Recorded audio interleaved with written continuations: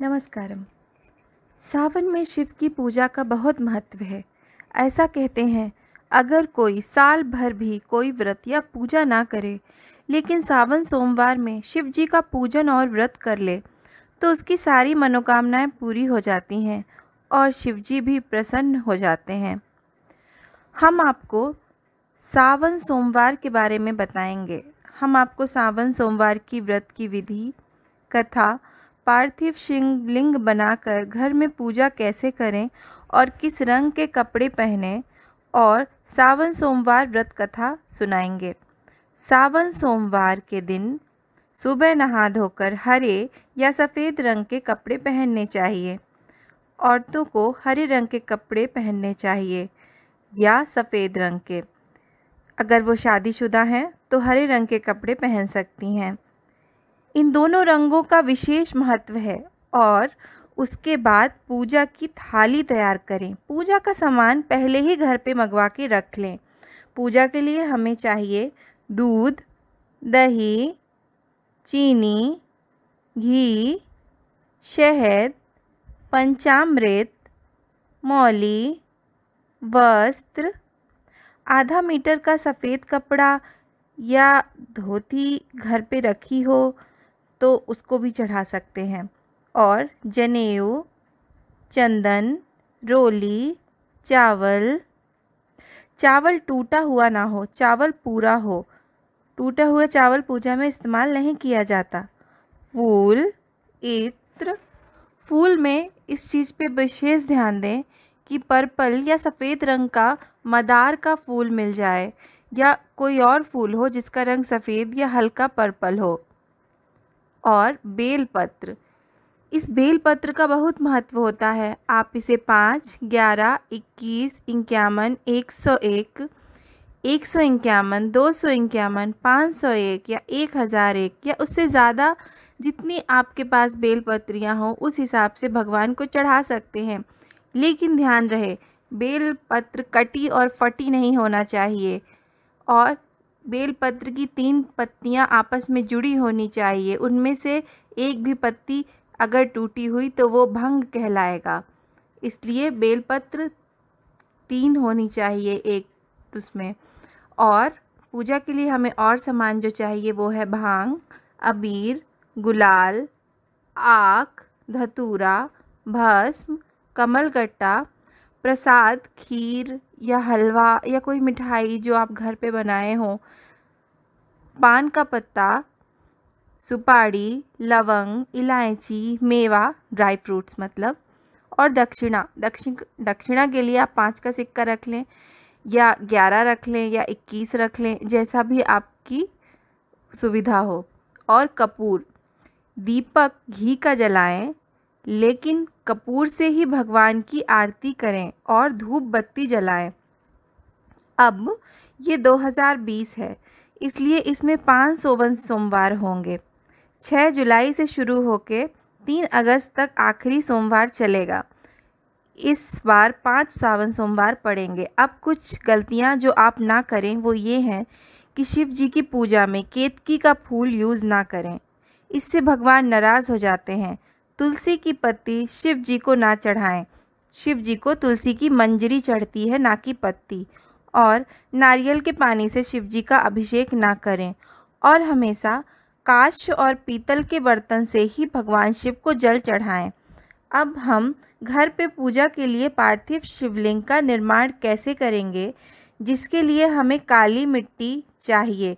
काली मिट्टी को गीला करके अच्छी तरह से आटे की तरह कनीट कर लेंगे और छोटी छोटी शिवलिंग बनाएंगे। याद रहे, 12 अंगुल से ज़्यादा हाइट की शिवलिंग नहीं होनी चाहिए।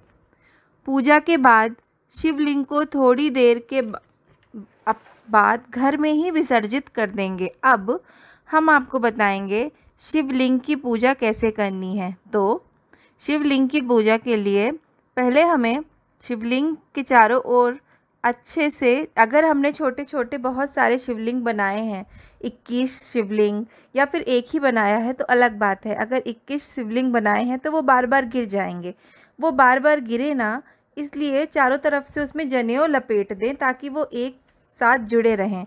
अब फिर उसको घी का दीपक जला के पास में रख दें और गणेश जी को याद करें और भगवान से आग्रह करें, भगवान शिव से, कि वो आकर इस शिवलिंग में हमारे इस शिवलिंग में आ जाएं।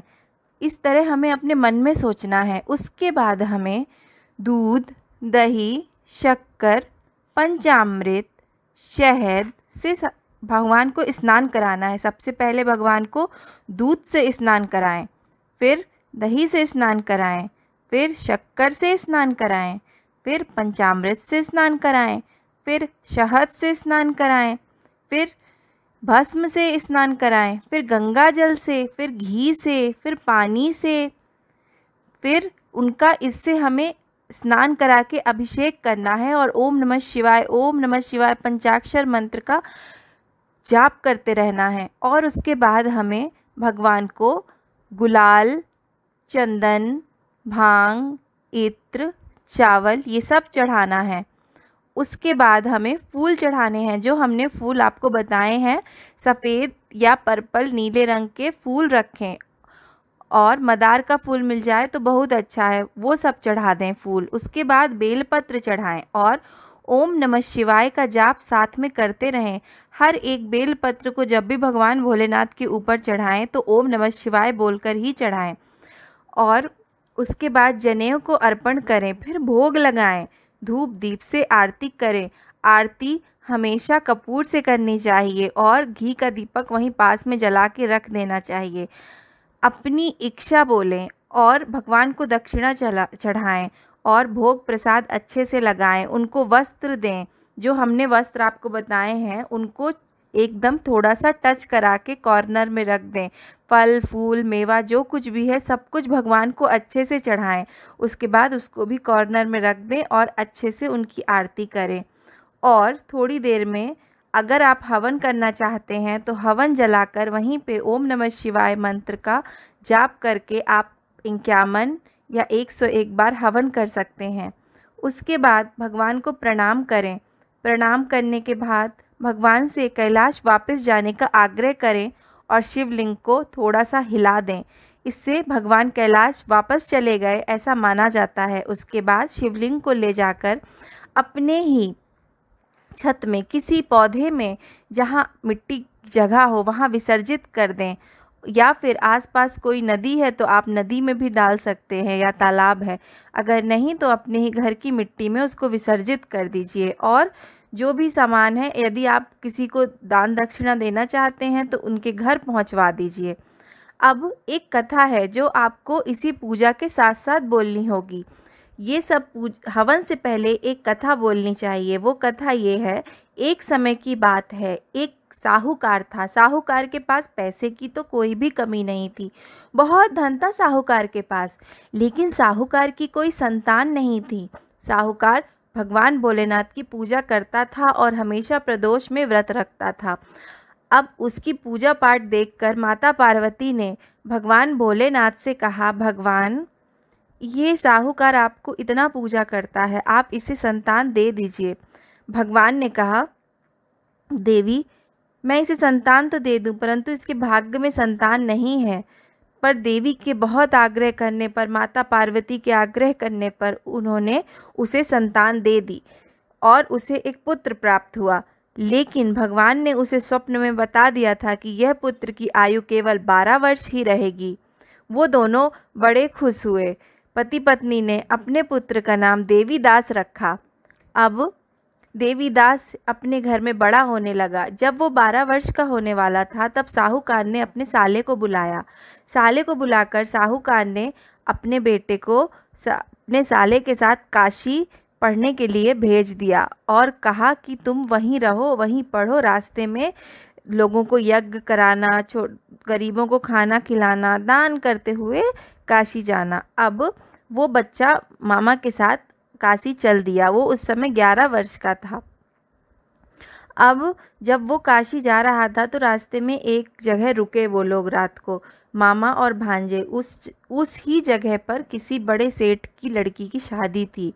लेकिन रात्रि के समय जिस लड़के से उसकी शादी होनी थी उस लड़के को शीत पात मार गया। वो बहुत बीमार हो गया। वो शादी करने की हालत में नहीं था। तब उसके पिता ने देखा, ये लड़का तो मेरे बेटे के जैसे ही सुंदर है और सुदृढ़ दिखता है, मैं इसकी शादी सेठ की लड़की से करा देता हूँ। सुबह अपना लड़का लाके सेठ की लड़की को विदा करा के ले जाऊंगा और सारा वो ले जाऊंगा धन। उसने इस गलत कामना से लड़के के मामा से ये कहा कि हमें अपना भतीजा दे दो, हम इसकी शादी करा लेते हैं। तो लड़के के मामा ने कहा, हमें कुछ धन दे दो तो हम करा देंगे। तो वो मान गया और मामा ने उसको मना लिया। अब उसकी शादी हो गई। शादी के बाद उसे कुछ समय अपनी बीवी से बात करने का मिला, तो उसने अपनी बीवी को बताया कि तुम्हारी शादी मुझसे हुई है, पर तुम्हारा पति कोई और है। सुबह तुम्हें कोई और विदा करके ले जाएगा। मैं 12 वर्ष की आयु में मरने वाला हूँ। मेरे माता पिता ने मुझे काशी भेजा है पढ़ने के लिए। शायद भोलेनाथ की दया से मैं बच जाऊँ और शायद ना भी बचूँ, मुझे नहीं पता। पर मेरे साथ रह के तुम क्या करोगी? तो उसने कहा, आप ही मेरे पति हैं और आप ही मेरे पति रहेंगे, मैं किसी और के साथ कभी नहीं जाऊँगी। अब दूसरा दिन हुआ, वो मामा भांजे चले गए। दूसरे दिन जब सेठ की लड़की के विदा होने का समय आया, तो जब उसका ससुर वहाँ आया तो उसने कहा, ये मेरे पति नहीं है, मेरे पति वही हैं जिनसे मेरी रात को शादी हुई है। और लड़की ने सब कुछ अपने पिता को बता दिया और वो अंगूठी भी दिखाई जो उसे उसका पति रात को दे के गया था। उसके बाद सेठ ने बारात को वापस भेज दिया। अब वो लड़का काशी चला गया। काशी में जाके वो भगवान भोलेनाथ की पूजा पाठ करने लगा और विद्या ग्रहण करने लगा। तभी रात्रि को काल से प्रेरित होकर एक सर्प वहाँ पे आया और उसको डसने का प्रयास किया, परंतु यहाँ उस साहूकार और उसकी बीवी चंडी माँ और भगवान भोलेनाथ की पूजा में बैठ गए थे बिना कुछ खाए पिए कि अगर उनका लड़का वापस नहीं आया तो वो अपने प्राण त्याग देंगे।